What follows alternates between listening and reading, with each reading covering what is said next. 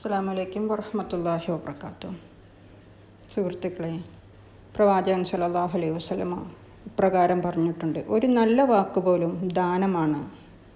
അതെ, നമുക്ക് പണം കൊടുക്കാനാകാതിരുന്നാലും ഒരാളോട് നല്ല വാക്ക് പറയുന്നത് തന്നെ അള്ളാഹുവിന് പ്രിയപ്പെട്ട ഒരു പ്രവൃത്തിയാണ്. നമുക്കൊക്കെ അറിയാം, ചിലരുടെ ഒരു വാക്ക് നമ്മളെ എത്ര സന്തോഷിപ്പിക്കാറുണ്ട്. അതുപോലെ തന്നെ ചിലരുടെ വാക്ക് മനസ്സിനെ വേദനിപ്പിക്കാറുമുണ്ട്. അതുകൊണ്ടാണ് വിശുദ്ധ ഖുർആനിൽ അല്ലാഹു സുബ്ഹാനഹു വതആല സൂറത്ത് ബഖറയിൽ 83-ാമത്തെ വചനത്തിൽ മനുഷ്യരോട് നല്ല വാക്കുകൾ പറയുക എന്ന് പറഞ്ഞത്. ഒന്ന് ചിന്തിച്ചു നോക്കിയാൽ, ഒരു ചെറിയ നന്ദി, ക്ഷമിക്കണം, നല്ലതായി ചെയ്തു, അള്ളാഹു നിന്നെ അനുഗ്രഹിക്കട്ടെ, ഇവ പോലുള്ള ചെറിയ വാക്കുകൾ പോലും ഒരാളുടെ മനസ്സിന് എത്ര വലിയ സന്തോഷം പകരും. നബി സല്ലല്ലാഹു അലൈഹി വസല്ലമയുടെ ജീവിതം തന്നെ അതിൻ്റെ മികച്ച ഉദാഹരണമാണ്. നബി സല്ലല്ലാഹു അലൈഹി വസല്ലമ ഒരിക്കലും ദേഷ്യം കാണിച്ചിട്ടില്ല.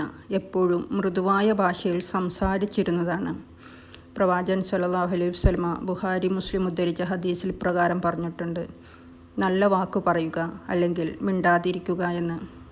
പക്ഷേ ഇന്ന് നോക്കൂ, സോഷ്യൽ മീഡിയയിലോ വീട്ടിലോ ജോലി സ്ഥലത്തോ നമ്മൾ പലപ്പോഴും വാക്കുകൾ ആലോചിക്കാതെ പറഞ്ഞു പോകാറുണ്ട്. പക്ഷേ ഒരു നല്ല വാക്ക് പോലും മറ്റൊരാളുടെ ജീവിതം മാറ്റാൻ കഴിയുമെന്ന് നാം മറക്കരുത്. അതുകൊണ്ട് നമുക്ക് ഇന്നു മുതൽ ഒരു തീരുമാനമെടുക്കാം. നമ്മുടെ വായിൽ നിന്നും പുറപ്പെടുന്ന വാക്കുകളെല്ലാം നന്മയാകട്ടെ.